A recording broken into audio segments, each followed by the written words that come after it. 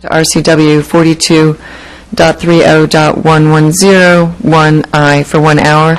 The council is not expected to take final action following this executive session. Thanks. Done.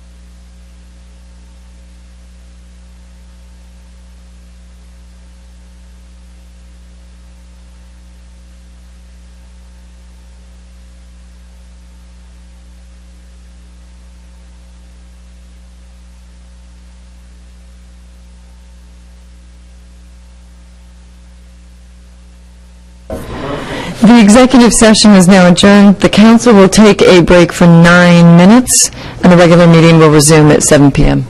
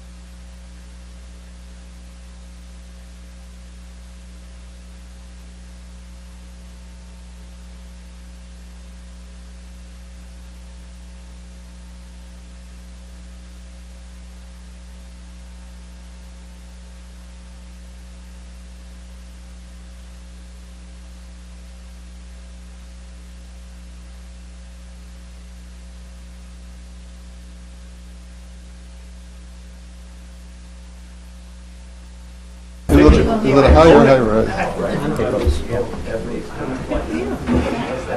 I don't know.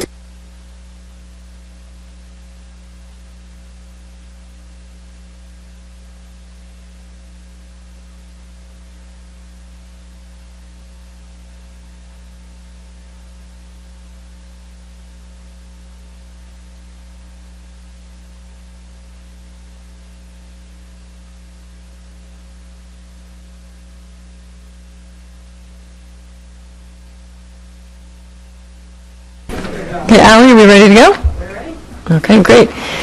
So good evening and welcome to the April 18th, 2016 City Council regular meeting. I'm Deputy Mayor Debbie Boatland, as you can tell, sitting in for Mayor Bassett, who is out this week. So just some words of welcome. It's obviously probably the nicest day of the year we've had so far, and I appreciate those of you who have sacrificed a few hours of your, or minutes of your warm sunshine to come spend with us. So with that, we've just concluded an executive session, and our next item is to approve the agenda. I'd entertain a motion. So moved. Thanks. Second? Second. Great. All in favor, say aye. Aye. Any opposed? Great, passes. Okay, our next item of business is appearances. This is the opportunity for anyone to speak to the City Council on any item. Please come forward, state your name and address for the record, and please do limit your comments to 3 minutes. And note that we do have the expanded rules posted on the back wall over there if you need any further explanation. So with that, please come forward. Is it possible? Come on. Okay, all right, we do have one. Okay, thank you. Jerry Robinson, 6026. Mercer Way, a 38-year resident of the island. I noted with interest the results of the City Council survey that will be discussed tonight. I thought it might be helpful for you to hear from the public regarding the survey. First, as you know, we thought the survey was an excellent instrument to gather public opinion. Regrettably, the survey was biased by the absence of an issue that the public is concerned about and has repeatedly brought to your attention. The public's voice appears to take a back seat to the dominant City Council coalition and other groups it aligns itself with. I will only speak about 3 of the results from the survey. Slide 4, direction of the city trend. The direction of the city trend shows that there was a statistical significant change in Islanders' overall perception of the island's direction as led by the council. I believe the stated conclusion, MI residents continue to be optimistic, although optimism is down compared to 2014, clearly self-pedals the data. As noted, the optimism level is about equal to 2008, when the overall economy was headed into recession and housing prices were headed south. Fast forward to 2016, and the economy has recovered with very low unemployment levels and soaring housing prices. Other things being equal, people should be feeling better, much better, but they are not. It shows a 4% increase in pessimism regarding the direction of the island. This may be an invitation for the council to examine itself and ask why pessimism is back to a 2008 level and pessimism is at the highest level in 5 years. Slide 2, the 2 most important problems listed by survey respondents by a giant margin at 23% each are overdevelopment, overbuilding, overcrowding, and traffic, transportation, and parking. Issues where the public seems to be going one direction and the council the other. It's interesting to note that funding priority number 3, maintaining parks, trails, and open space, has much greater support than 7, providing recreation programs for youth, adults, and seniors. And the last one, number 9, operating the MI Community and Events Center, is at the same level, or 2% lower actually.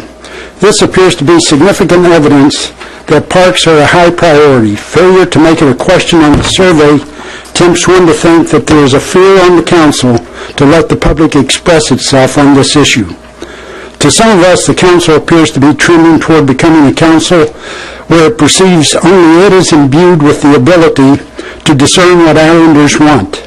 For example, when one council member was asked Saturday about being able to vote on an issue, he responded, "I make those decisions." Can I ask you to wrap up, please? We have a divergence of opinion regarding the council's role and behavior. Thank you, Deputy Mayor, for giving me that extra 3 seconds. I'll cut them down. I thought I was going. Oh, these your glasses, Tom? Yeah, I thought I was going.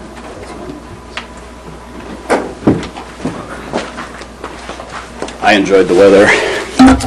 Tom Acker, 84th Avenue Southeast.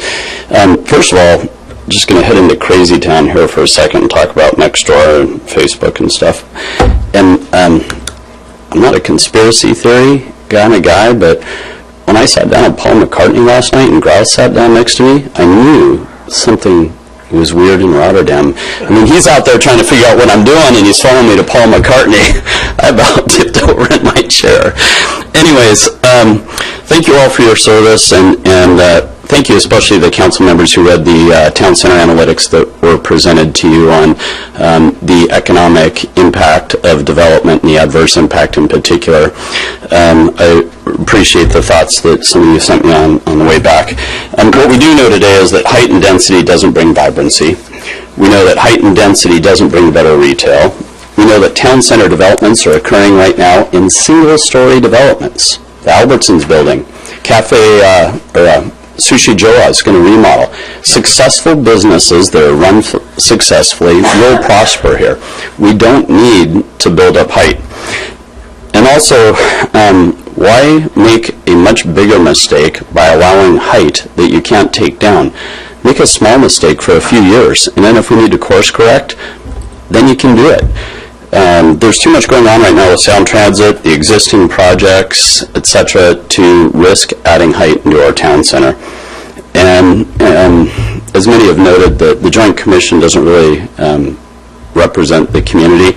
As Joint Commissioner Jenny Meacham said, I've heard loud and clear from the public that they don't want height, but I'm agnostic to height.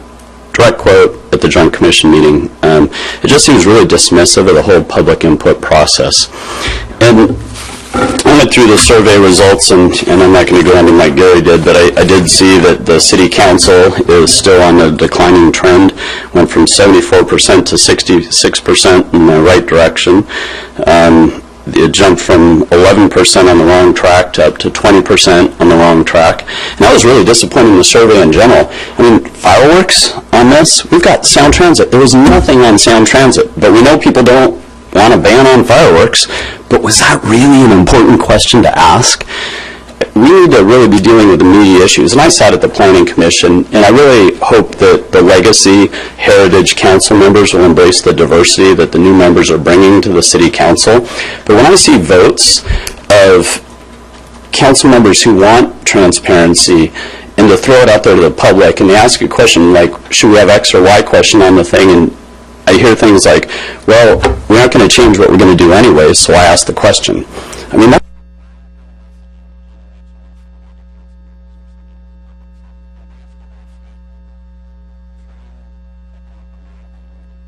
last thing I'll say with my 3 seconds is that I'm hoping that the Joint Commission is going to readjust so that we don't have to formally go out there and take another kind of SOS approach. I'd rather work together with y'all.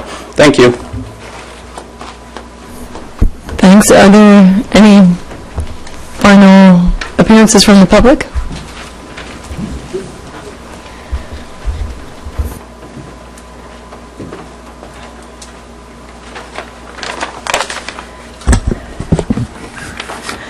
My name is Sarah Lee Kane, 4816 West Mercer. It's my first time ever to talk. I'm a little nervous right here.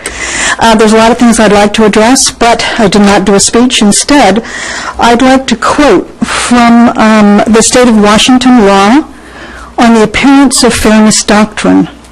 The appearance of fairness doctrine is a rule of law requiring government decision makers, and that includes you later on in the R2.36, to conduct non-court hearings and proceedings in a way that's fair and unbiased in both appearance and fact.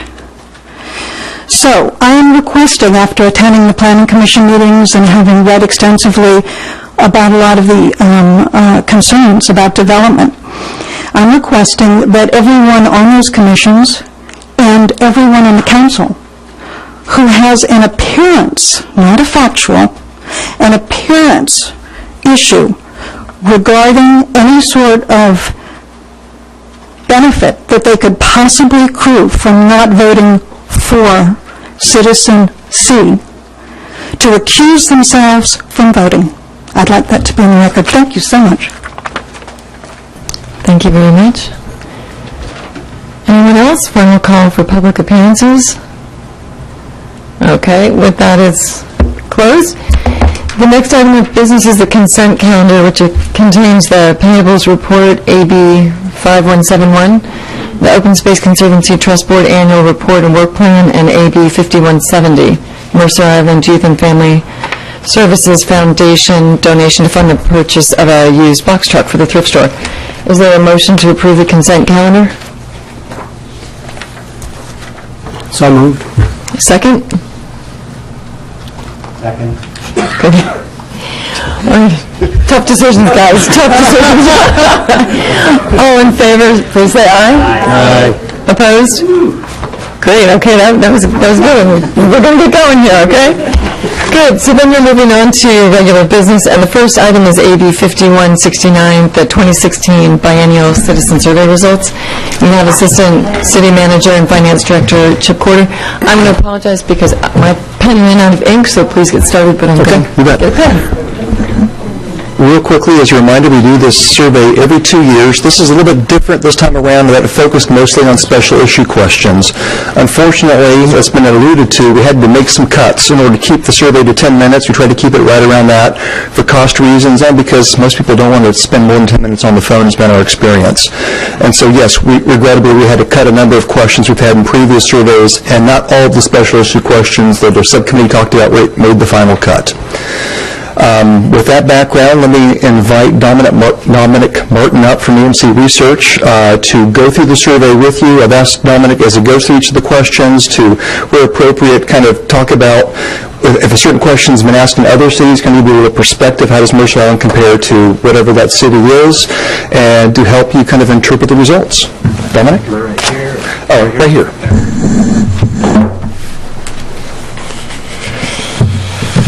Hi, thank you for having me. Again, you can stop me and I can talk about the slide or wait till the end for any questions.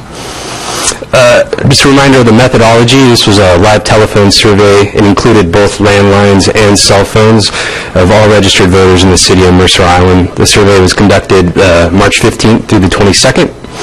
We had 300 total interviews, which gives us just under 6 points of margin of error. It's weighted to reflect the overall citywide registered voter population using key demographics, which is gender and age. And the interviews were conducted by trained professional interviewers. Where applicable, we included some results from previous surveys as noted there.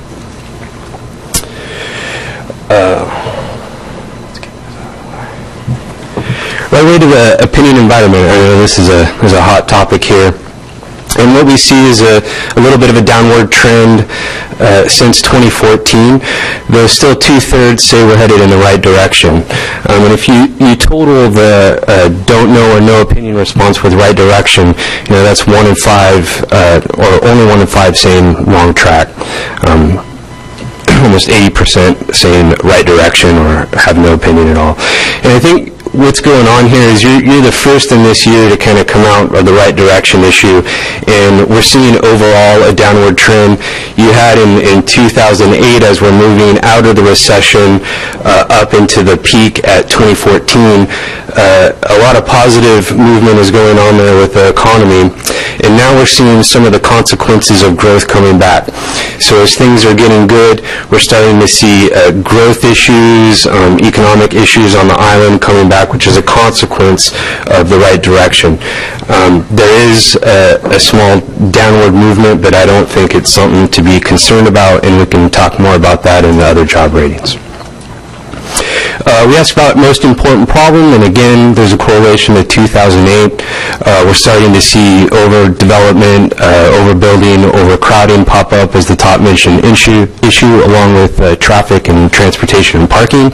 Again, consequences of the positive economic environment and growth.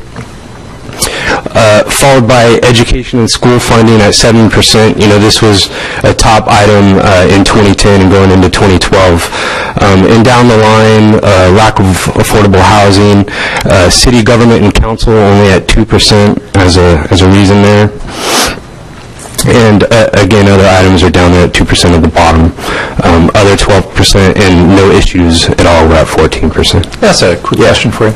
So just for everybody in TV land, and just to refresh our memory, are these subjects that they volunteered when you called them, or did you read from a list saying rank? Great question. Yeah, so what we did is we said, what do you think is the most important problem facing Mercer Island today? And we recorded their verbatim answer, and then we aggregated them into categories, and that's what you see, the categories at the top there. So, and we do have the verbatim responses that were captured. If you want to look at more detail, we can provide those as well. We asked a series of job rating questions. We asked this on a scale of excellent, good, only fair, or poor. You can see the net positive is there in bold on the right. In the first job rating, the job Mercer Island City government does overall is a positive with a net positive rating of 36%. Using tax dollars responsibly, excellent 13%, good 47% with the overall net positive of 27%. Only 9% are giving a poor rating. And then focusing on the priorities that matter most to residents, which is usually a little bit harder of a rating we see in communities, a little more negative, but still a net overall positive rating of 8%. And really, what we're looking here is for that net positive rating to come closer to 0. So you want to look for the red or Rouget, I think was the name of the color, the only fair and poor there, to kind of uptick over the excellent and good rating. So in isolation, we want to keep that as a net positive rating overall. Sir. You know, to follow up on the last question, so you say that the information, you had the verbatim answers from the respondents. Mm-hmm. So how is that made available to the public or to us? We can absolutely, we provide it in an Excel spreadsheet by the verbatim, and we can get that to Chip and he can provide it to you. Yeah, I think it might be interesting just to see what, kind of drill down on some of these comments, to see what they are specifically concerned about. Is it possible for, I mean, is there any step that needs to be taken for us to release those directly on the website? Because when you talk about overcrowding, overbuilding, does that mean, I think some people would say that's neighborhood, some people would say that's town center, and it's hard for us in the aggregate numbers just to split those. Yeah, in the past, we've just released the summary results, but if this council is interested in seeing the detailed results and making those public, no problem. Great. I see general interest on both. Okay. And on a small thing, Chip, is it possible to rotate the PDF on our website? Because when you pull it up, I know it's minor, but it's sideways on the city website. Yeah, we can go ahead and look into that. Allie? Yeah. It's possible. That's hard to get government. You can actually rotate it within PDF, and you can rotate it within Adobe. Right, but I didn't know if there's a way we can do it so people don't have to try and figure that out. Okay. We looked at using tax dollars responsibly by year.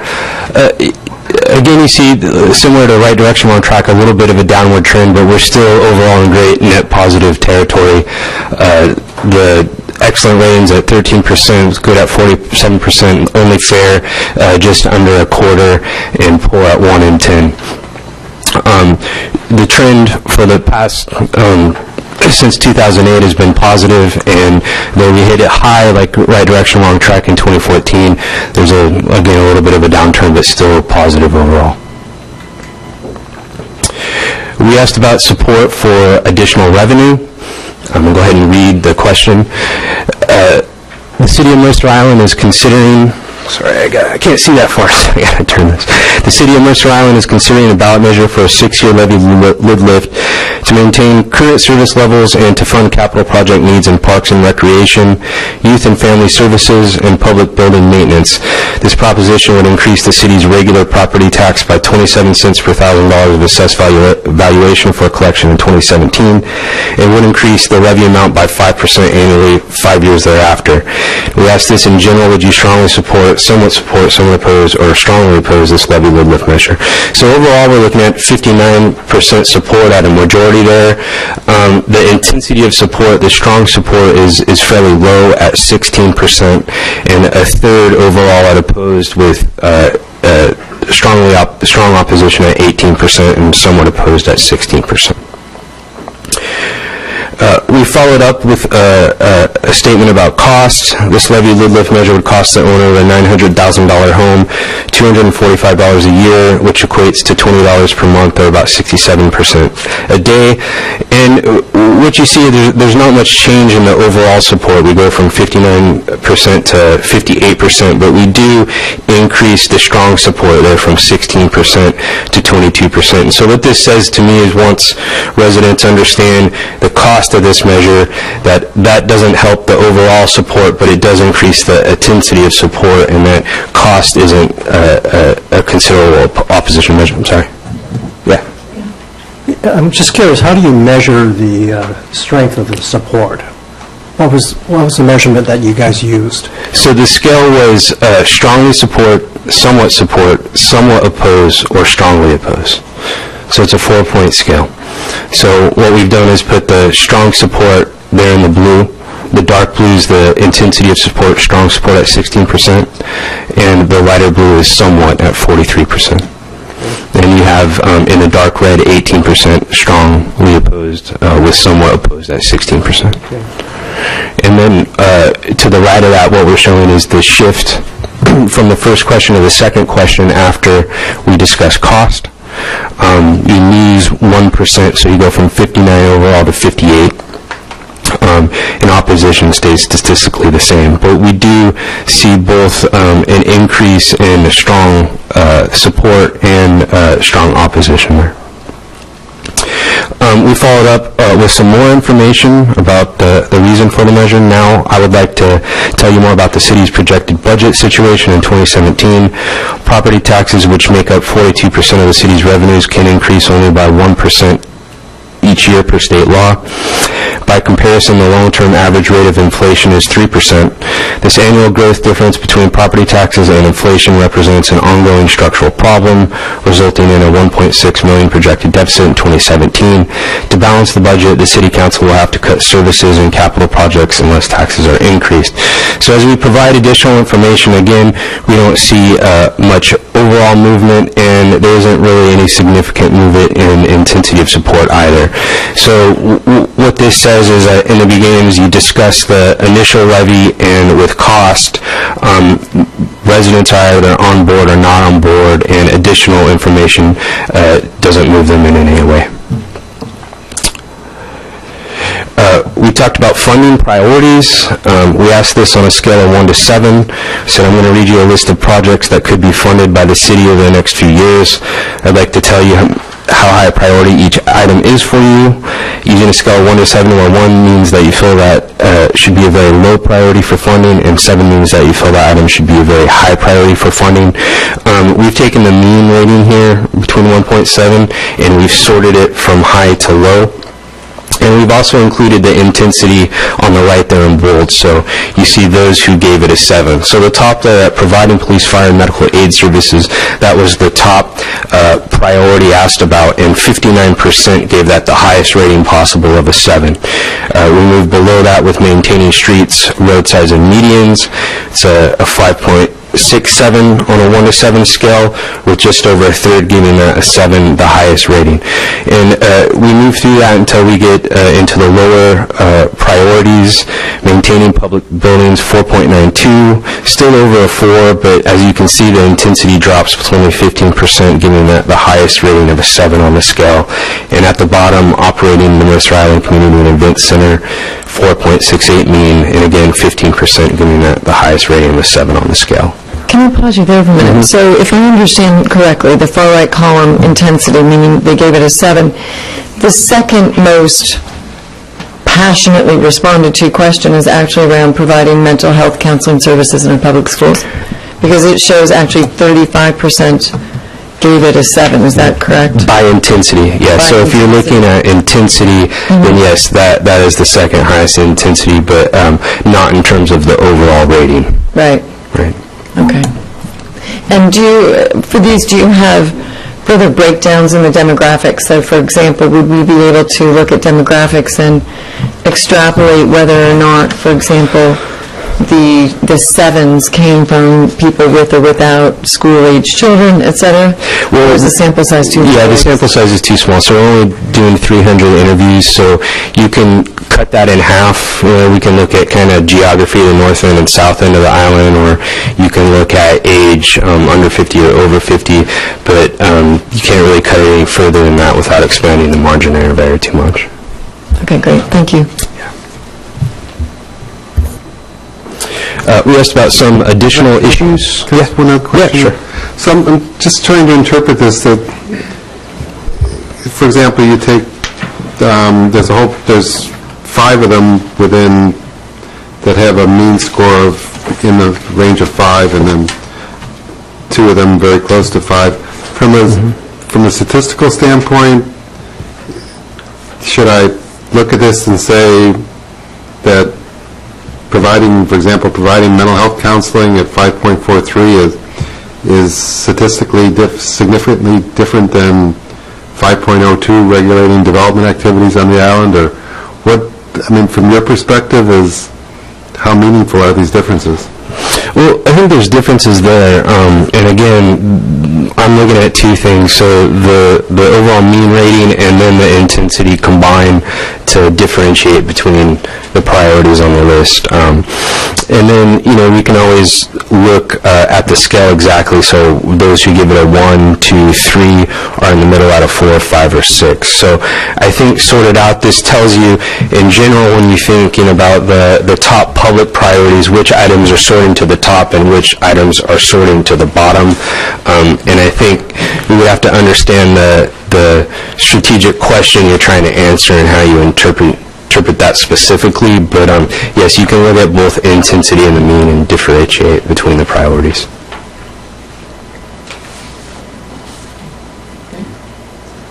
So I was curious, because what I think one of the things you suggested is that what we don't know is, so I'll call it the negative intensity. We don't know how many people are rating like 1 or 2, which is driving the mean all the way down. And I'm not sure what kind of analysis can be done to look at this and say if you take out say you took out 1 and 7, so you took out all the extremes, then does that somehow change the...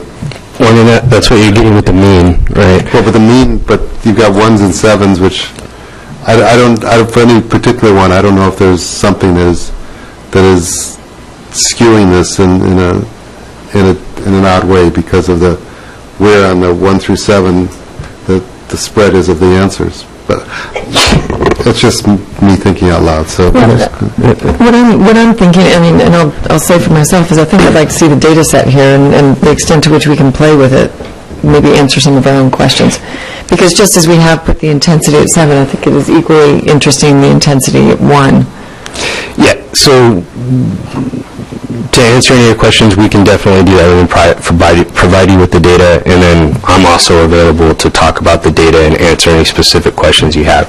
And I think one way that we're thinking about this priority list is not that, something's a 4.68, so it's still above the middle ground. So to to a certain population, it's important, but it's not the same as providing police, fire, medical aid services or maintaining streets. So one way to look at this is when we look at support for additional funding, when we look at the language, parks, recreation, youth, family services, and public building maintenance, and then we go to the list of priorities, we see parks at a higher mean there, but building maintenance as a lower. So if we think about the language and what the levy load lift is tied to,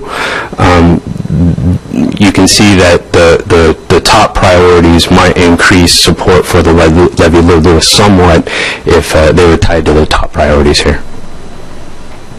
So you're using the priority list to inform the levy load lift support, right? Question. So I'm sure we're one of your smallest jobs you guys ever do anywhere. Given that we did... Still the most important. That's what I was hoping you would say. That was my question.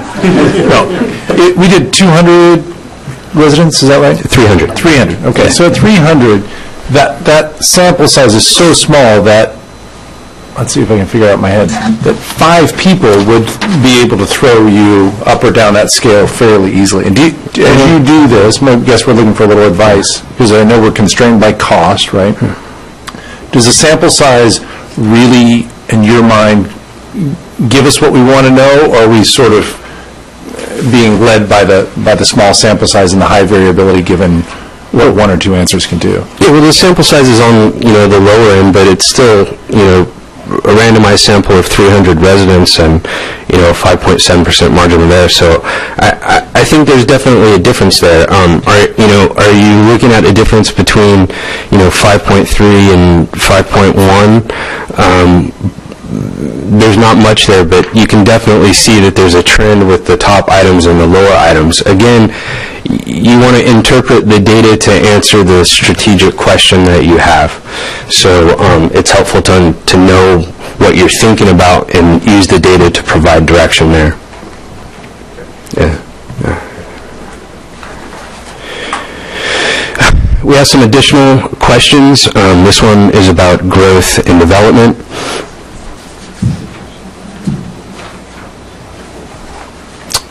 Now I'd like to ask, I'm going to read the question text. Now I'd like to ask you about growth and development in our neighborhoods.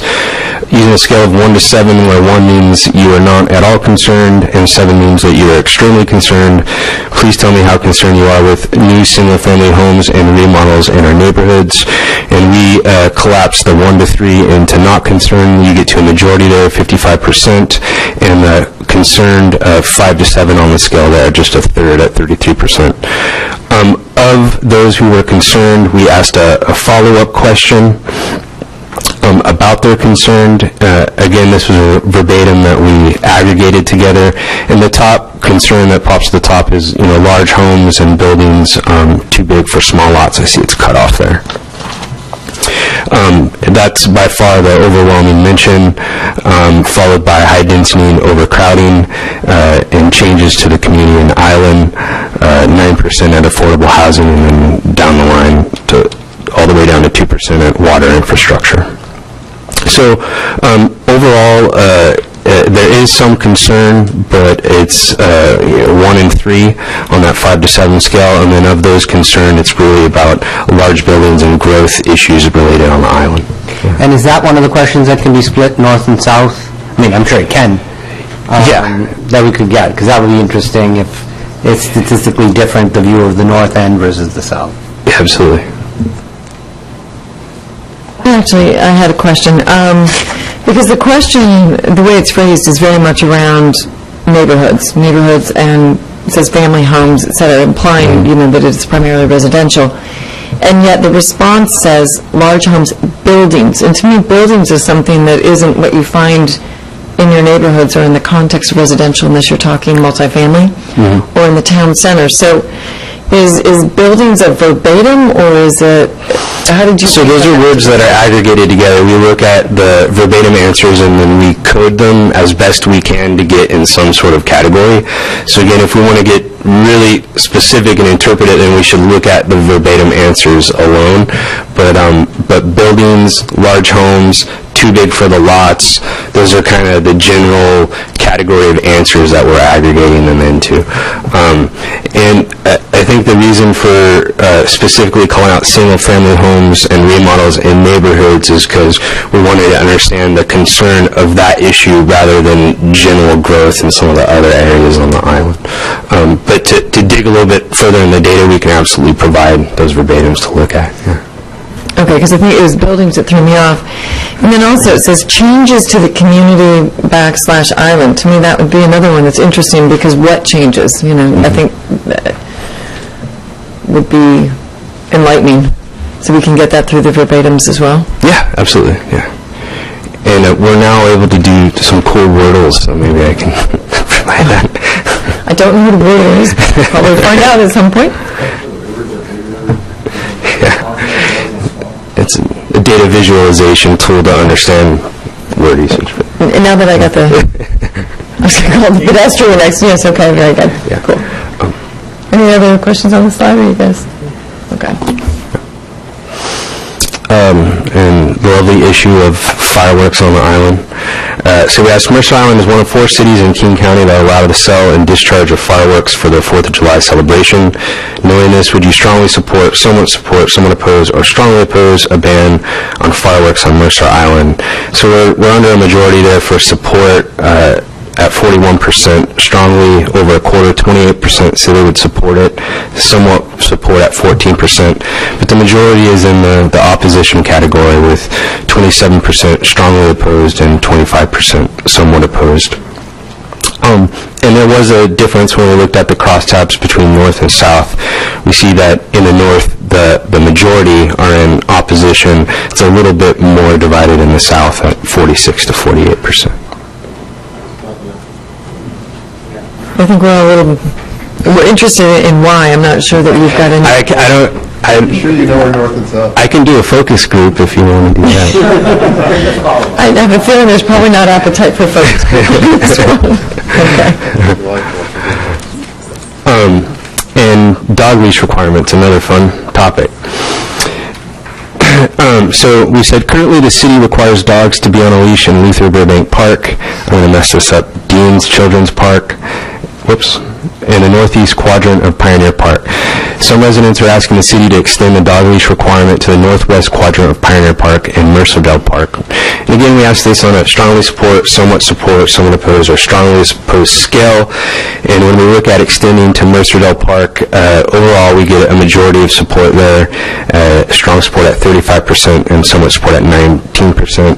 54% overall, 39% are opposed, with just under a quarter strongly opposed at 23%, and somewhat opposed at 16%.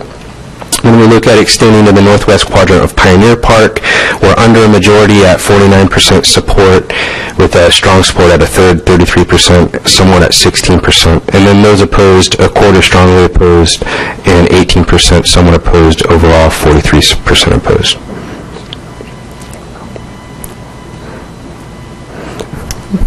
That's it. Yeah. Great. Well, thank you so much, Council. Are there any further questions? A couple general things I'd like to tap into your expertise on. Yep. One of them is recommended frequency. We do this every other year. Mm-hmm. It strikes me a lot has happened every 2 years in between those 2 points. What would your recommended frequency be to run this or some version of this? 3 times a year. I would do it. Yeah. I think more often, coming from a point of view of wanting more input, so... yeah, so you want enough time for there to be change, definitely. You don't want to burden the community too much. So I think annually is a strong baseline check-in, but every other year is not uncommon either. So I think you could get away with doing it every other year if you needed to do that. But I will recommend annually. I think also in this document, this was a little bit more strategic with certain questions. It's not the same baseline as before, but we could definitely structure a survey that is every other year that is really about baseline and tracking information for specific job ratings, and then having the off-year a strategic survey that's planned. So when special issues like this come up that we want to test, that happens in the off-year, and then we have our consistent survey that trends every other year. Right, that was my follow-up question. You Yeah. sort of anticipated in the sense that, I mean, what I'm told is that we didn't get certain questions that I thought should be asked Yeah. because we have a certain limit of time, but I think you're proposing the way around that. If you want to get more topics covered, you play with the frequency as opposed to the... Yeah, it's typically a common plan to do a strict, basically satisfaction and trend survey every other year, and then to spend that in between year planning for a survey, but having the flexibility in the survey to focus on specific issues like we've done here. Can you tell me what you know about the don't knows? Do I throw them out completely when I'm looking at this, or do I, So for which question? all of them? Okay. In general, do you ignore them, or Yeah. is there some... So when it comes to funding measures, the no opinion or don't knows tend to fall to the opposed side when we're thinking about it in that context. I think when we're thinking about it in a concern context, I would put that in the not concerned category, because they're saying they're not concerned or have no opinion or don't know, which is closer to the not concerned than the actual concerned. I would also do that same categorization with right direction, wrong track. So 20% is wrong track, but you have 13% saying that they don't know or don't have an opinion, which is really saying there isn't anything wrong enough for them to be put into the wrong direction category. So you could think about that closer in terms of right direction than you would wrong track.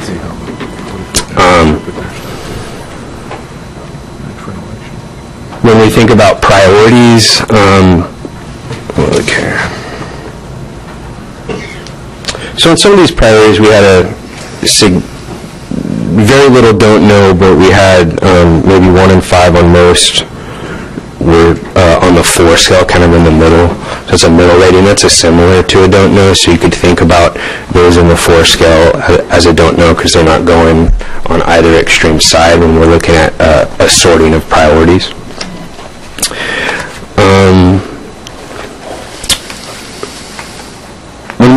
So for the fireworks issue, I really think this is more in the don't care category than it is in the support or opposition. It's more, I don't have an opinion either way. I don't know enough information to form an opinion, or I don't have strong feelings one way or the other. So I think this is one area where the don't knows or no opinion are still in that category. You can't really aggregate them into one side or the other.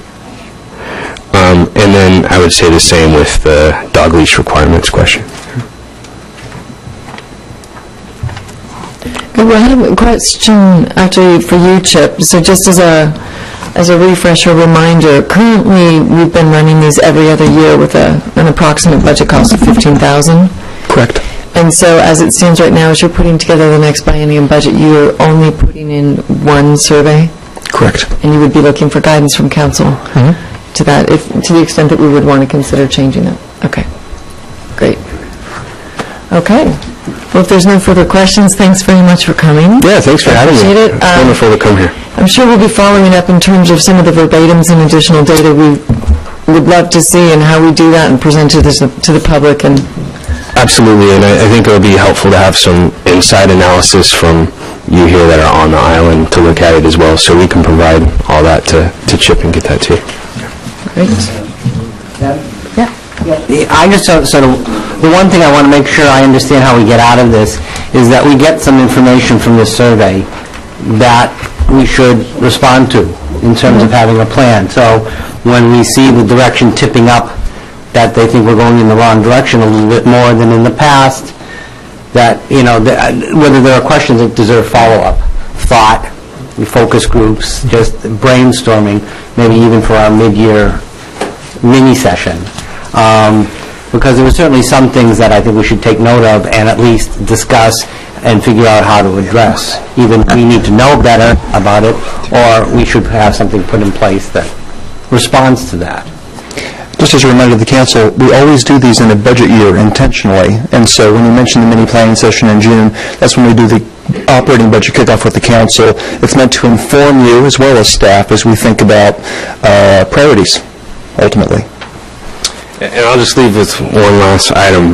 We just came out of the field with a Seattle poll, and right direction mark numbers were at 60%, so you're better than Seattle. So that's something to leave on there. I guess we'll take that as good news. That's good, but Jeff, I take to heart your point, and that is, to a certain extent, we're getting a very high-level indicator with the survey, but yet the question remains, why? And what are the specifics? And what is it that needs to be done in terms of any possible course correction? Obviously, it's difficult with a survey of this size and this cost, but I think it definitely would behoove us to dig deeper in certain areas. Okay, great. With that, thank you again for coming. I hope you can still enjoy some of the nice spring evening. Thank you. Okay, so with that, the next agenda item is AB 5168, the Madrona Crest West Project Construction Bid Award. And Ann? Yes. Handing it over to you.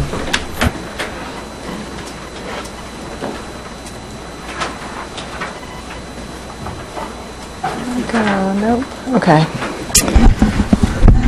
Good evening, Council. Ann Tonella-Howe, Assistant City Engineer, and with me tonight is Rona Lynn, the Project Manager for this project. So we're here to talk about, or just, actually, no presentation. Cut to the chase, no presentation.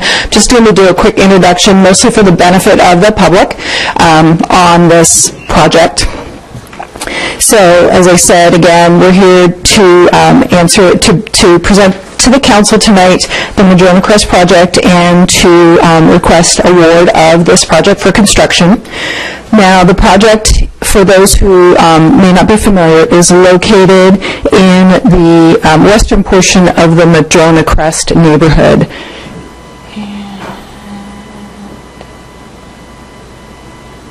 So this vicinity map was attached to the agenda bill, but in essence, the Madrona Crest neighborhood is east of Island Crest Way, between 84th Avenue Southeast and 86th Avenue Southeast, and north of Southeast 40th to Southeast 36th Street. So for economy of scale and to minimize construction impacts to the neighborhood, this project was combined 4 separate projects. We combined the Madrona Crest water system improvements, the Safe Routes to School project for the new elementary school in Madrona Crest, the Sub-Basin 6, some storm drain extensions for that neighborhood, and then a portion of the residential street overlay project. So again, those were combined into a single project for construction.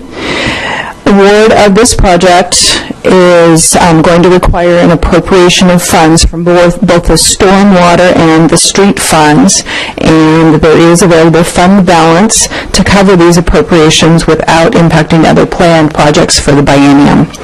So with that, quick and simple, again, staff is here to answer any questions that you might have.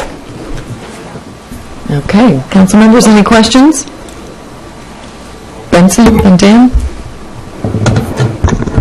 I have some questions regarding Tomco, the contractor. I mean, I guess, I was just curious what the process, the due diligence process that we go through in reviewing these low bidders. I know they're identified as the responsible low bidder, and so can you just sort of go through that whole process? I may actually ask Rona to step up and answer some very specific questions on that, but in general, for any bid that we receive, the low bidder, we evaluate there's a checklist of set of requirements of paperwork that they need to include with their bid. So we go through that. That ties back to the Labor and Industries information that the state has for the contractor, whether they pay their taxes, whether they are, pay their staff and their subs on time and regularly. So we check that. And then we also request that those contractors who are the low or the second low bid provide us with references of names of other agencies and other projects that they have worked on. And then we will typically call those agencies and find out how that contractor performed, and Rona can let you know exactly what she did for Tomco. So I'm Rona Lin, utilities engineer. So after the bid opening, they submitted their references by email, and I actually didn't call very many. I contacted one of them. I believe it's I think it's a Camino Island. I cannot remember exactly. So you called somebody? Yeah, I called somebody and received very, very good references. And on top of that, we have a couple people, our staff. One of them is from Lake Stevens. This is where Tomco is from. And he suggested that he had heard of them. They've been around for many years. And also, who was it? I'm trying to think who else suggested. That's okay. That's okay. Yeah. So basically, from what I heard, they've been around since 1988, and they have been doing mostly a lot of street projects and utilities work.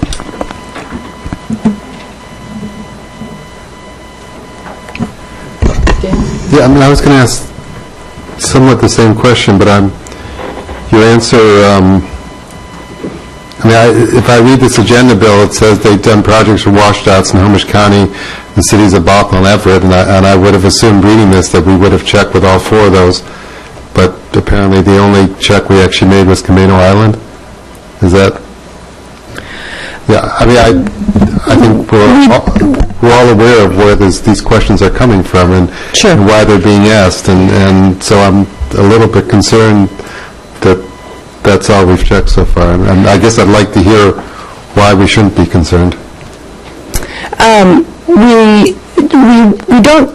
So we don't always call every agency that a contractor has done business with, and many times what will be listed on Labor and Industries website will be, all of the agencies that a contractor has done business with. So many times names will come up that, and we'll see agencies over and over again, and so we will maybe in error, but we'll make the assumption that since they've been doing business with an agency, say a WashDOT or a City of Everett, for under many projects, we may not call them. We may call those that are showing up once or twice or showing up most recently to make sure that that the job that they've done would meet our expectations as well. Because one of the key things that we need to make sure is that they're a reasonable contractor, being a low bid, that they're a reasonable contractor, and that they can complete the job for what they have said they can complete the job, and are in good standing with Department of Revenue, Labor and Industries, Employment Security Department. I should also add something I would like to mention, that we check the MRSC, and they have very good review. The MRSC is the Municipal Research Service. Municipal Research Services.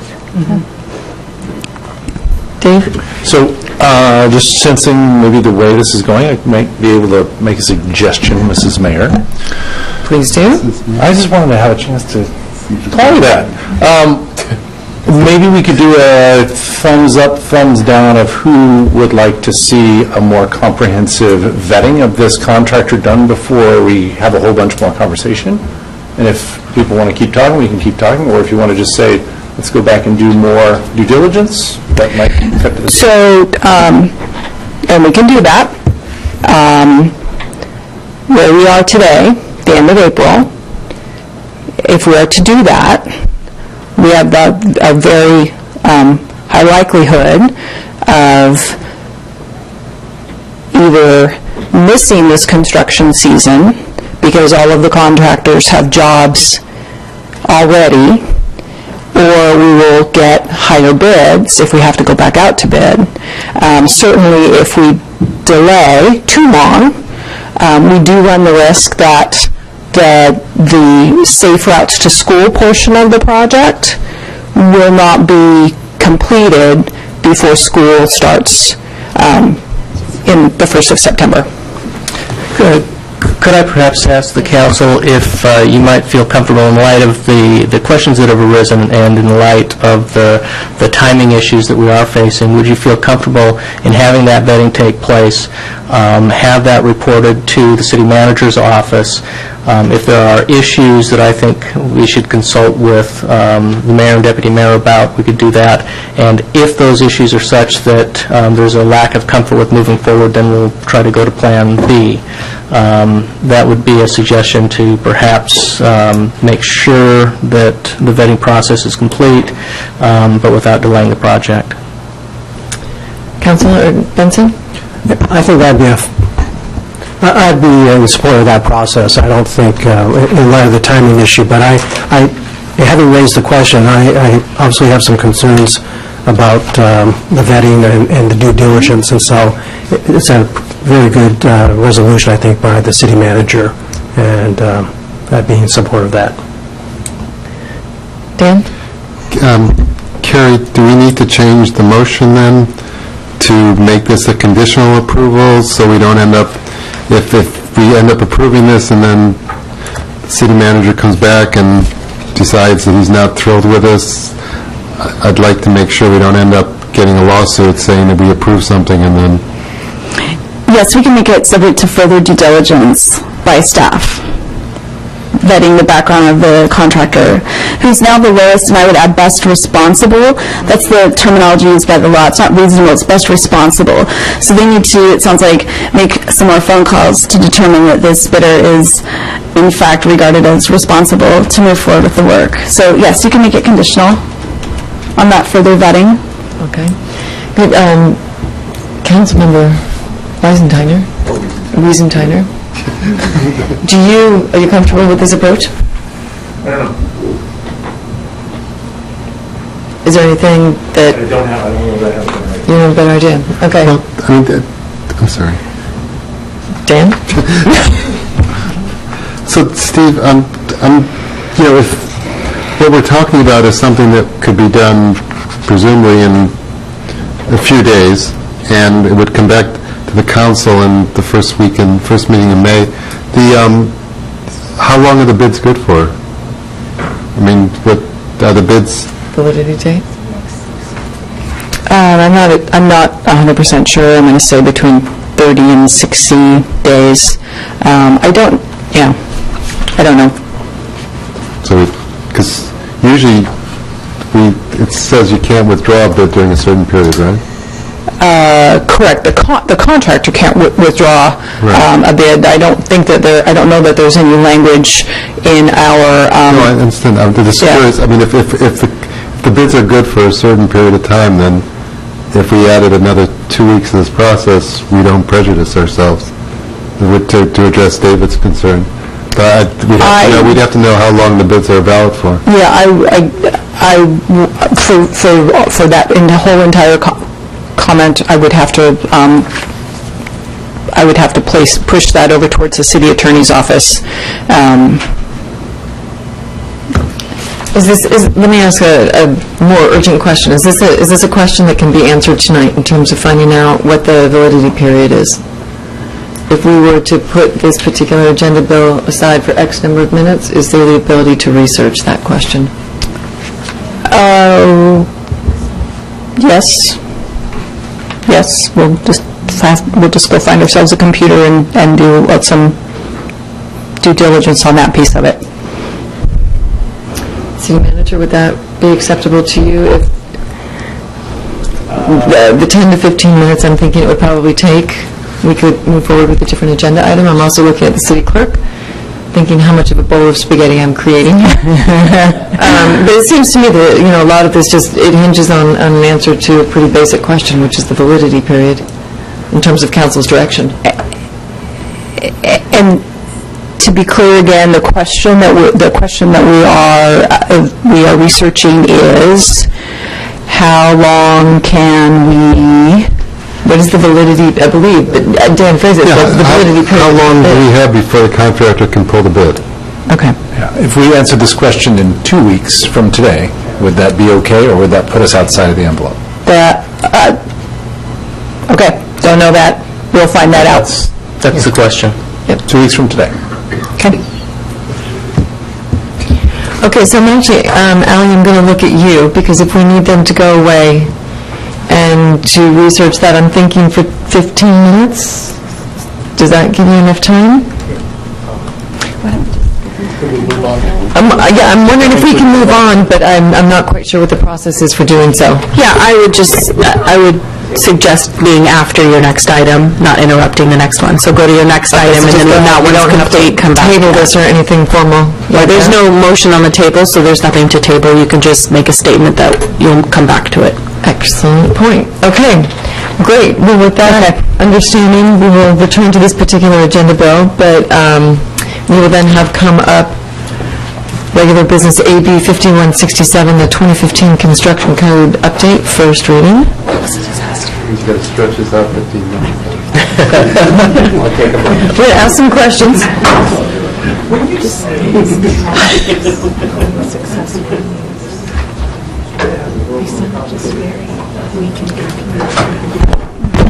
For the record, Don Colville, an official. Not in still conference. No. Good evening. It was What they should be explaining is that As folks know, every 3 years the state mandates that we update the construction codes, and it's that time again. So effective July 1st, 2016, the state says we've got to update these following codes. It's got the building code, residential code, mechanical code, fuel gas code. Down the list, there's an addition this year of the international existing building code. The state actually deleted Chapter 34 in the IBC, and actually said the IBC deleted Chapter 34, and they provided the international existing building code, another code. So it's a new wrinkle to the codes. As part of this code adoption process, we opted to do a code cleanup. So we actually eliminated some redundant chapters and moved some sections into areas that made it, for clarity purposes, it really made a lot more user-friendly. There were some optional amendments. If you look at the code changes, there's 37 pages of changes, and most of those are state mandates and code cleanups, deleted sections, and so forth.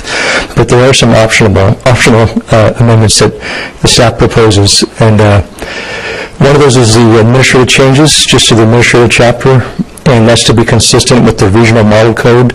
All the mybuildingpermit.com jurisdictions have a consistent model code, and we'll go over that in more detail.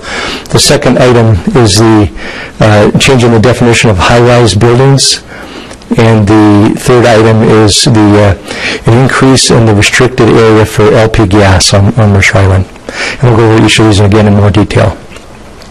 As far as the first option of the administrative changes, again, that's to remain consistent with the regional model code. It provides the permit applicants a consistent administration enforcement throughout the different jurisdictions in this region. So it's a real bonus for that purpose. It also improves the administrative provisions. The way that the state adopted the codes, they adopted the International Building Code, the Uniform Plumbing Code, the National Electrical Code. These are all different governing bodies or code bodies with all different administrative provisions. So this gave us one single administrative provision which resolves conflicts, creates alignment, and actually provided alignment with our own MICC too, so it was a positive change. And I'm going to tag team here with the fire department to work on these pieces. Thank you. For the record, Herschel Rostov, your fire marshal. The next section has to do with the definition of high-rise. The reason we brought this forward is to define where high-rise is measured from. New construction approaches have started to bring forward design that puts decks and porch areas on the roofs of some of the buildings. Even our newest building that's going on right now is using that approach. The code doesn't speak to, do you count that as a floor or not? And so we are putting it in as part of our regional approach with the other East Side fire marshals so that we look at it as a point of measure so that we know how to deal with it when something, what code things to apply to a building when it reaches that height. It doesn't regulate the height at all, it just tells you what type of building it is when it reaches that height. Oops, wrong direction. The next section is With that definition, I mean, is there a high-rise in the city of Mercer Island? There's not. There is not? Nope. Okay. There are lots of areas in the code that we don't have specific buildings that meet those requirements here. We do this as a model approach for all of the East Side Fire Departments so that builders, people that do construction from city to city to city have a consistent approach. And so all of us have gotten together to use this definition for high-rise.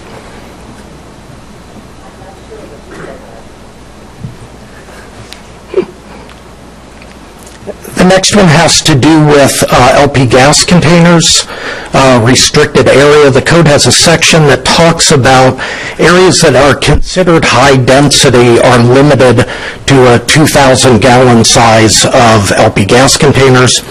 It's something that's in our last code provision. We had it for the town center. And the MF2 section, we've expanded this into the MF3 and the P zone, which wasn't there the last time we did that, and we're doing it for the same approach that we would consider those to be high-density areas for our Mercer Island area.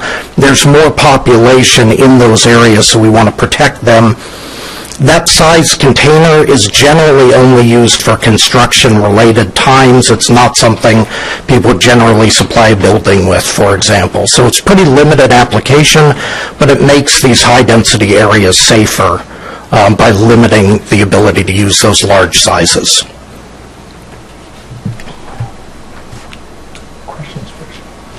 Do you have any questions on those areas? The option, so then the staff recommends that we come back for second reading, or alternatively, you could suspend the council rules and adopt the ordinance effective July 1st, 2016. Benson? I do have a question then regarding the outreach efforts that is currently undergoing or planned. Can you just describe what's going on as far as communicating the proposed changes to the stakeholders? Sure. I think we already updated our website to talk about the new codes, and if we haven't, it will be soon, but I think that's been done. And we actually have handouts at the front counter talking about the new codes coming. We have the significant code changes document that the bidders can pick up at the front counter of the permit center and try to see the code changes. It is on the website because we actually have a link to the significant code changes on the website too, because I had to give someone the link for that. We also have, through mybuildingpermit.com, we are giving 2 update code classes that we're putting on two separate dates for different builders, so we could have some of the crew come at one time and have half the crew come at a different time. So we're giving that in the mechanical code, fuel gas code, and then the building code and the residential code. Benson, you have another question? If you want to do a follow-up, go for it. Don, so what dates are those educational classes or those outreach classes that you're planning? I can look it up right now if you want. Yeah, I mean, What's that?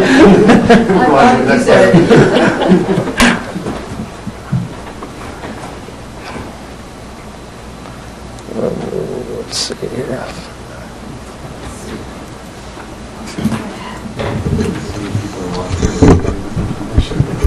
So Herschel, I'll ask you a question. Is there anything in this code update that's more restrictive for Mercer Island, or is this just standardizing us for the rest of the regional codes? It's standardizing us, and it's bringing forward the same amendments that we've had in our past codes. So none of the restrictions or items are any different than what we've done in the past years. Oh, okay, great, thanks. Yeah, the update training that's scheduled already is June 6th and 7th for the IBC, June 8th and 9th for the IRC, June 10th for the ABC. And we actually, like I said, we do have some upcoming training for the international mechanical and the fuel gas, but I don't see it listed here. So it's probably it's not quite set yet, but we will have that training too. Okay, thank you. Yeah. Dan? I'll make sure I get that on my calendar. Just two questions. On page 33 of the agenda bill, there's a provision which creates an annual permit. Since I assume we charge by the work, how do you do that with an annual permit when you don't know what the work is going to be? This was mandated by the state, and it gives the cities an option to do an annual permit. We haven't done it in the past. Actually, that's not true. We do an annual permit for the tree cutting that's done, and we do it the same way. We actually, they still call for inspections, and then we'd actually just keep track of inspection hours is probably the best way to do it, in my opinion. So, again, this is new. We haven't had anybody do it yet. We haven't adopted it. We'll have to figure out a policy for administering that. But there will be, it will actually be, the amount we charge will actually be based upon the work they end up doing. So staff time. The difference that's interesting here is this provision is really not as much for Mercer Island as it is for maybe like Seattle, where we have a Columbia Tower. That tells my age on that. Anyway, we have a bigger building where they have their own maintenance staff that's doing regular ongoing stuff over and over again. Because the way it's worded is actually for maintenance staff of a structure or for big industrial facilities. But we may do something with our own corporate center, but we don't have those big, large buildings that have their own maintenance staff. And then the other question I had was on pages 39, 40 of the agenda bill, where you deleted a whole bunch of stuff.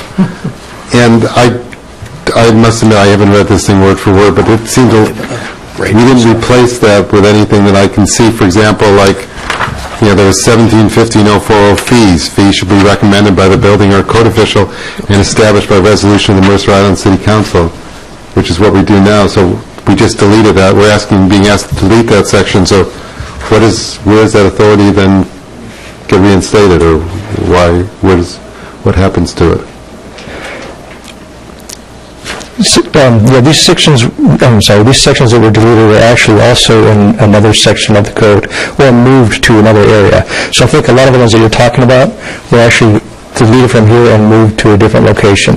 But is it in this agenda bill that's happening, or it's done somewhere else? It would be in this agenda bill. Page 38, for example. Yeah. I think Administrative provisions that they separate. I don't know if it's the same one. You see that? So that works for us. Okay. Yeah, 117.1. Exact answer. Did I get it? So it may be. I'm not sure what that is. That section section 117 that refers to fees for all areas of the code, or that's all areas of. I'm just groping here because I'm not sure. I can pipe in, this was a suggested change. There was a section of the code which we're proposing to be deleted, the general provision section, and the pieces in that actually apply only to the administrative code, and so that's why we moved them out of general provisions and put them in with the administrative code section versus being a standalone thing where it didn't necessarily, you couldn't tell what it applied to. So that's why we moved them, and then there's some that are just redundant and not needed. So we were pretty careful that whatever text was in there was moved or was already represented somewhere else, and it's all within this ordinance. Great, thank you. Any other questions? Great. I would entertain a motion. Well, then my question is, to the experienced people in this group, is an option to waive the second reading? Because I do notice that we have a very rich meeting the next time, so that if everybody felt comfortable solving it tonight without a second reading, it's probably a good idea. Yep, I think that's one of the alternatives. I just wanted to know, from the experienced people, if there's any reason why not. Now that Mike's no longer on the council, we can definitely do it. Benson? Don, a question is, if we do go for a second reading, presumably it allows interested parties to provide comments or suggested changes. I mean, what kind of response have you been getting? I mean, apparently you have this ongoing outreach process. I mean, have many people provided responses at all? The interesting of this is it's actually like 90+% of this is mandated by the state. So even if some rejected, we can't do anything about it. The other little bit, as I said, was code cleanup. And then we did have the three options that we went into a little bit more detail. So we could potentially have some comments about the LP containers. We could have the comments about the, I don't think people were comment about the administrative changes that we proposed to the model code to be aligned with the regional cities. And then the only item would be the high-rise that folks may have comments about. So I don't know if that's been, I don't believe there's been any, I don't think a lot of folks even know about those two changes, so, I don't, to be honest, I don't know if we'd get much feedback. I doubt we would get a lot of feedback. Maybe the high-rise part, but for Mercer Island, with our height limitation, to have a high-rise building that's got to be pretty unique in that the definition of our codes are limited to 65 feet in height in the land use code. The high-rise is 75 feet, but it's actually measured from the lowest point of fire department access, so it'd have to be on a hillside with a higher average building elevation to even become a high-rise on Mercer Island. So I don't think there's going to be a lot of, we haven't had one yet, put it that way. So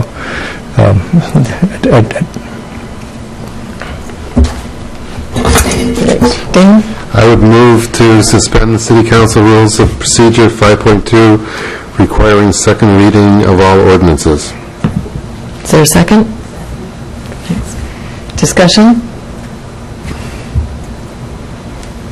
All right, I'm not sure. I'm going to ask Dan to speak passionately in favor of it unless you've got some strong... No, I don't think anything. I think that, as Don said, most of this is something we don't have any choice over, and I trust that staff has gone through this thoroughly and made sure all the T's are crossed and I's are dotted and that everything's covered here. So I don't think anything's going to be gained by spending another 15 minutes on it 2 weeks from now. Okay, great. All right then, all in favor, say aye. Aye. Opposed? Motion passes. Thanks very much. So we got one more motion. Yeah. Oh, my apologies. I move to adopt ordinance number 16C-04, updating Title 17 construction codes as required by the state of Washington with an effective date of July 1, 2016. Second. Any discussion? All in favor signify by saying aye. Aye. Any opposed? Now we're done. Okay, great. Thank you very much. Appreciate that. I'm sure there was a lot of reading and tracking and detail that went into it. So bring back the mystery shopper. All right. So, yes, Steve. Yeah. Before we're totally off topic on this particular item, I do want to mention to council that one of the issues that was discussed internally at a staff level on code updates was having a conversation with council potentially about changing our fire sprinkler regulations as they relate to new construction on 1- and 2-family buildings. That's something we chose not to bring forward at this point in time, but it is something that we probably want to have a conversation with council about later, just so you know what those options are, and we didn't want to presume that was something that you might not want to pursue. So that will be coming back before council. Okay, great, thank you. Good, all right. Thank you, Ann. We're waiting with bated breath to understand what the validity period of this bid is. So We have 60 days. 60, and when was it submitted, or 65? We opened bids on April 5th. Okay, great. So I think in all fairness, it would seem that formally we would have that space, but I also would want to take the time and opportunity to ask you, Steve, and you, Ann, about what are some reasonable time parameters, because as you called out, there's a lot of dependencies, and I would certainly want to highlight the importance of having the sidewalk and the paving in place for the opening of the new school, which I believe is August 31st at the latest. So by when do you think you would be bringing this back? Well, I guess the first thing to understand is if this were brought back to City Council 2 weeks from tonight, obviously the bid is still valid, from what I'm understanding from the report, but the question then will be, does it negatively affect our ability to get the project to a reasonable state of completion by the start of school, which I think is an important date with regard to the pedestrian facilities. So how big an impact would it have on that? And are there ways that we could work with the contractor, if the contractor is selected, to make sure that they're getting ready pending the final approval 2 weeks from tonight? Well, we were just talking about that out in the hallway, and if the contract is awarded tonight, our plans are to have a pre-construction meeting with the contractor on May 3rd. If we delay the award for 2 weeks till May 2nd, we can still do that. We can keep the contractor apprised of how things are moving, so we can still plan for that. Within the contract itself, or within the bid document itself, there is a requirement that the contractor knows about, that the sidewalk, the stormwater, water work, and the paving of the street in that section from Southeast 40th to Southeast 39th must be complete before school starts. So it must be complete and open, ready for kids by August 31st. So if I understand correctly, if we do bring this back for council action at the May 2nd meeting, they will still be bound by that requirement in their bid? Correct. Yep. Okay, well, great. I very much appreciate you taking the extra time. Since we're not taking immediate action, though, I would ask council, if you have any further questions, please bring them up now, or forward them to Ann and team, so that when we come to this in 2 weeks' time, to Jeff's point, we have a super busy agenda in 2 weeks, that hopefully we can dispatch this as it should well be dispatched, whatever that means. Yeah? I would hope, Steve, this can be on the consent calendar, and that the agenda bill includes a detailed recitation of whatever additional due diligence has been done. I would encourage staff not to just confine itself to the people that are recommended, the listed references of the contractor, but go beyond that and talk to some of these other jurisdictions and confirm. And we've been burned, and so I think it's incumbent upon both the council and the staff to make sure we don't get burned again. Right, and certainly with when we're calling references, if we ever think that there's something that just isn't sounding right, we we will call around, and we don't just call those references that the contractor has given us, because again, the list that the Labor and Industries keeps has a list of all agencies and all projects that the contractor has worked on, and so we very regularly will call off of that list as opposed to off the reference list. As we were talking in the hallway, just so the council knows, the reason why we called on Camino Island is because Camino Island was a city where Tomco had done water work, and because this project has a component of water work, which wasn't really clear with some of the other projects that were listed or that they gave as references, we thought it was important to call on that particular piece because it is a pretty major component of this project. I just have a question on the motion itself. I don't know, the question I have is, the award is only with respect to the water system for $1.3 million. What about the other aspects of the storm drainage, the safe routes to school? Are those under separate contracts, or? No, we've combined those 4 projects into a single project that we're calling Madrona Crest. Okay. Madrona Crest West project.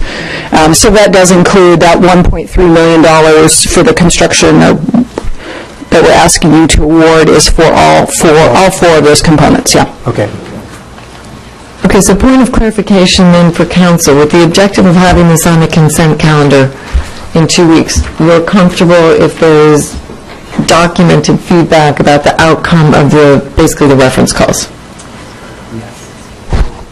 Thumbs up? Thumbs up? If the city manager sort of gives it his good housekeeping seal of approval. Great, because I think that will take care of some of the time if we can get that on the consent calendar. Okay, super. Well, that we are done with Can I ask a quick question? normal business. Mrs. Mayor, this is not normal business. What would you all think about trying to create some sort of standardized reference checking how-to? Maybe, Steve, you could take that on, because I think how Jason checks references versus how Chief Heitman would check references, I think everybody does their best, but maybe if we had these are the number of people to generally call, the kinds of questions to ask, something like that, so that we're all singing from the same sheet of music, because we must do this every day of the week, I would guess. Yeah, that's certainly something we can do. Okay, that's great. Super. Well, then with that, we're going to move on to other business, and thank you, staff. I do hope that it's still warm outside, if not light, and you can go home and enjoy a little bit of the spring weather. Okay, so now we're moving on to other businesses and council member absences. We are going to start with Mayor Bassett. Is there somebody who'd like to provide a motion to excuse his absence? No. I move that we excuse Mayor Bassett this evening. Anyone want to second? Anybody want to second it? Fails for Thank you for seconding it, Dave. All in favor? Signify by saying aye. Any opposed? Okay, great. That was hard. Yes, that was hard. How can you do that ex post facto? I don't know. There we go. All right, so next we're going to move on to the planning schedule. Yes. City Manager Lancaster. Okay. The planning schedule is in your agenda. There are some things that are a little bit different from the last version, and some things that I wanted to bring to your attention. First of all is that the study session that we are anticipating having on May 2nd regarding Town Center Visioning and Development Code and the presentation from the Joint Commission, we're suggesting that meeting the study session start at 5:30 rather than at 6, which is more typical.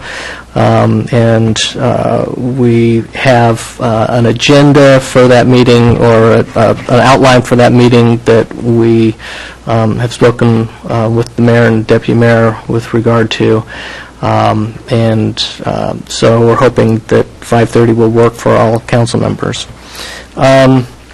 We also are looking at scheduling a special meeting of the council specifically to conduct a public hearing on the town center and comprehensive plan issues for May 9th, and I think that there's been some contact with council members with regard to availability for that meeting, and I think that we've heard from almost everybody, and it looks like that meeting will work for most. So that will show up on the next version of the planning calendar.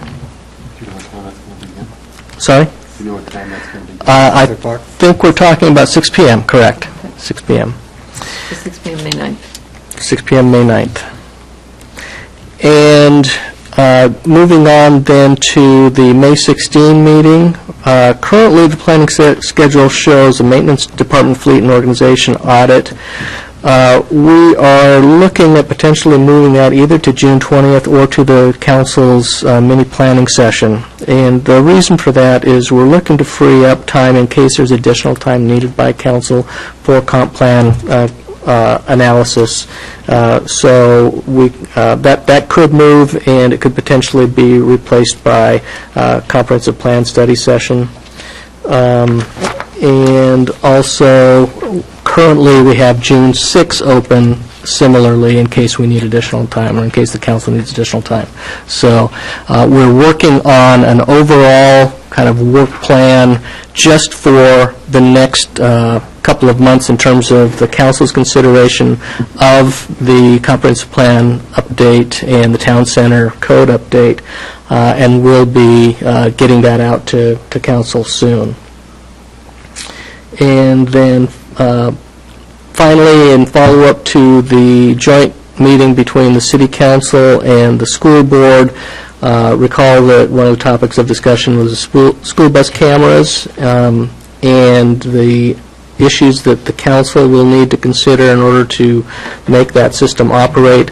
We had that on the agenda for August 1st. Based on the feedback we heard at that meeting, we moved it up to June 20th. So that will be coming up earlier, and hopefully that will give adequate time for testing of the system and for community outreach on that system as well.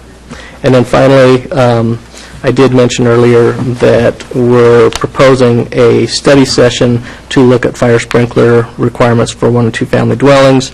That could conceivably happen on July 19th as a study session, or again, we could potentially look at that as a mini planning session, June 11 topic that hasn't landed yet. So just a heads up on that as well.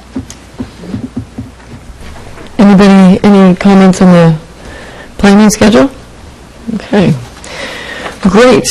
Moving on, we have board appointments, and there are none this evening. So moving on from there, we'll go to council member reports. And we'll start with Benson. Just a couple things.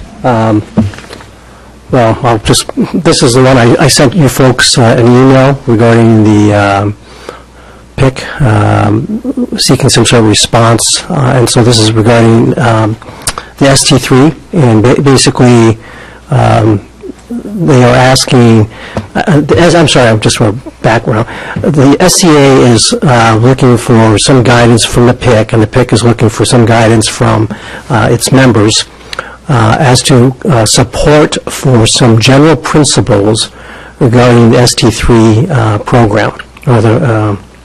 And they are not looking for specific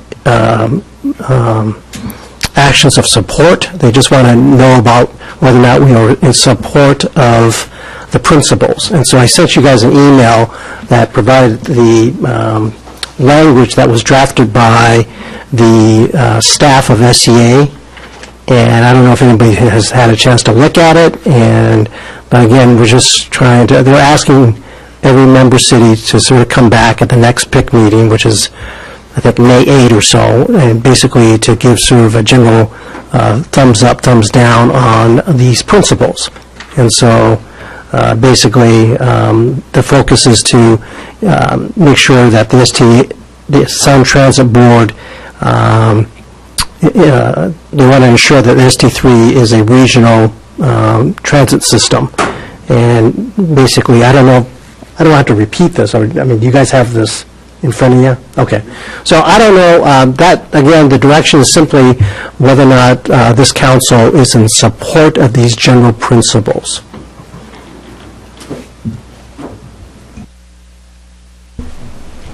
So I think the only question is whether we want to just sort of defer any decisions until our own dealings with Sound Transit have been resolved, rather than potentially take a position and having to backtrack on it. So, I mean, I don't think, in principle, at least I don't have any issues with it, with what is here, but I think that our general approach with Sound Transit has been they need to finish up what they've promised before we should be talking about what they want to do in the future. I agree with that.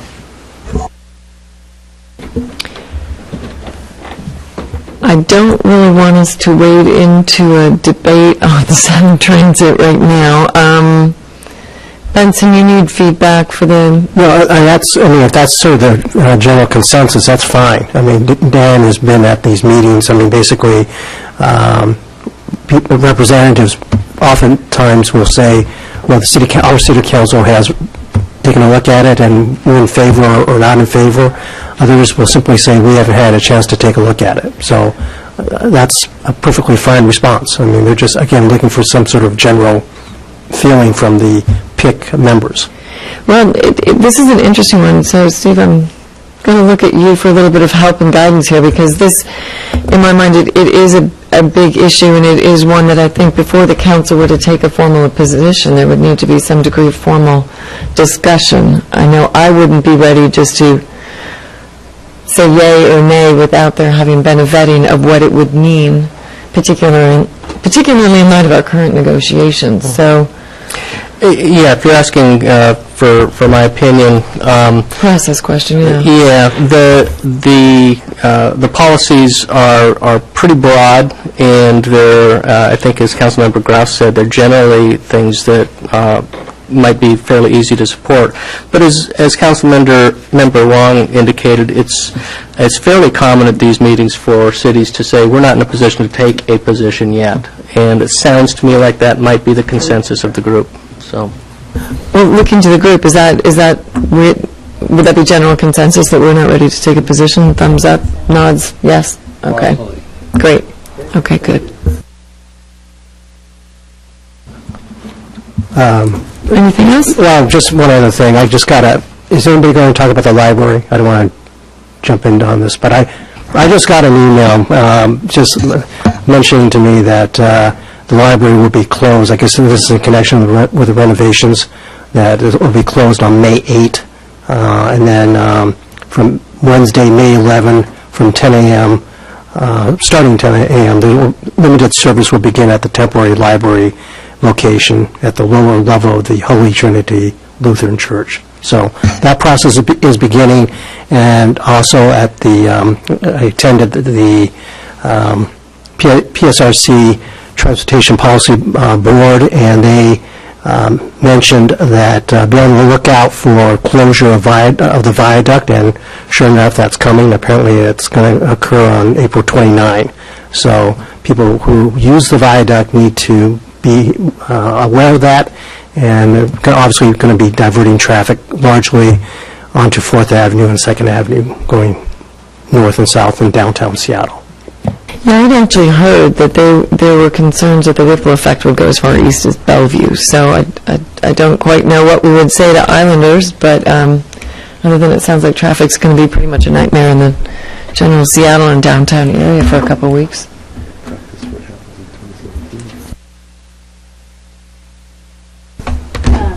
Would like to commend staff on a great job for Leap for Green on Saturday. It was well attended. The kids had a great time. The food trucks were awesome. It was a beautiful day, so amen to the staff. They handed out these great green buttons with the frog on them, so well done. Another counter item is this Wednesday at lunch is the East Side Race and Leadership Coalition launching of our art project. So those of you that can get away from work, come on down. It'll be a good event, I think. It's here at City Hall? Yes. And then to follow up on the library, there's an East Side Cluster Manager meeting on the 21st at 3 o'clock. We can meet our King County Library System rep. So her name is Deborah Westwood. So I think she's new in her role, and it's a great chance to sort of meet our liaison to the King County Library System. And I'll remind you all again of the breakfast on the 26th for the Schools Foundation, and I understand Island Books is hosting a fundraiser for our Sister City Association Thursday night, if I'm not mistaken. That's it. I'm filling your calendar. Great. Jeff? Yes, as the liaison to the library board, I would like to thank Benson and Wendy for filling you all in on the library stuff. I can add that they're supposed to sunset in December. They're going to propose extending their charter, so at least I have something new to say about the library. Okay, Dave? I have nothing to report. Nothing different. Dan? First, I got to tell you, the Paul McCartney concert was just great last night. But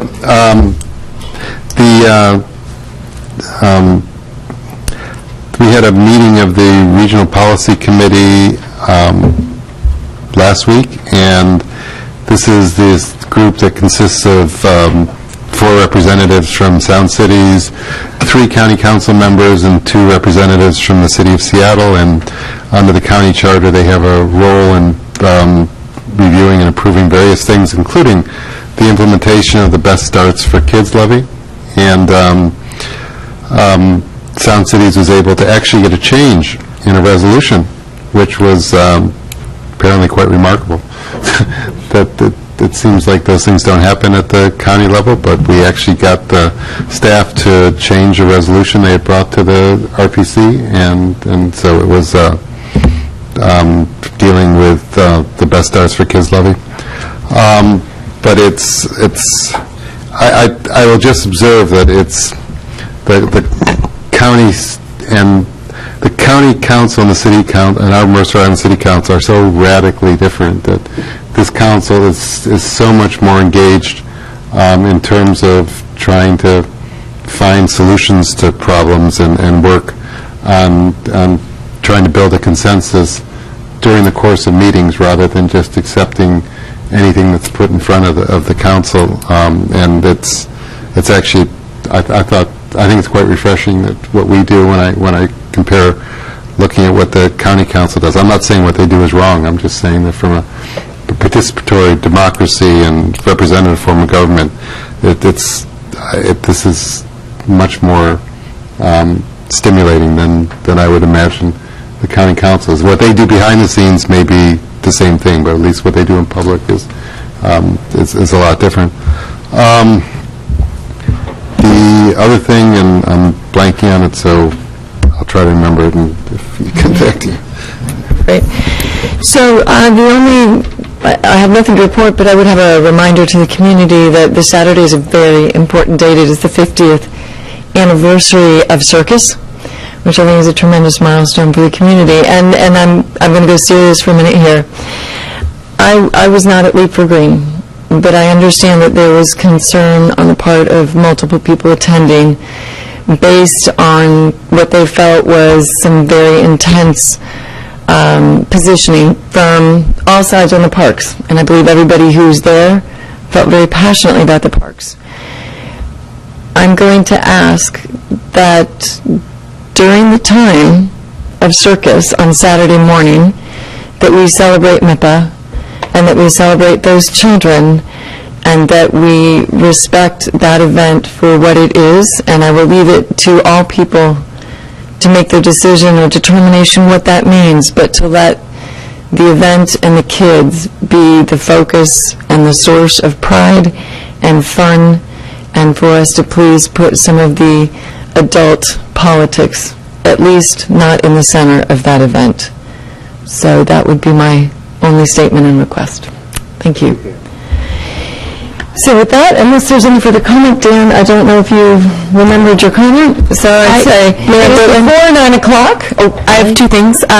One, we had equipment failure tonight, so this was, I don't know if it was broadcast on TV, but the video is not, live video did not work. We'll have it up tomorrow morning as soon as possible on the site, the recording. We just have to re-encode it. And again, this is one of the equipment things that we need to fix, so we're doing that hopefully soon. And I do have a card here for Mayor Butler for you all to sign. I meant to give it to you earlier, and I apologize. So Yes, our best wishes to Mayor Butler and his family. Anyway. All right, with that is before 9 o'clock, and we are adjourned.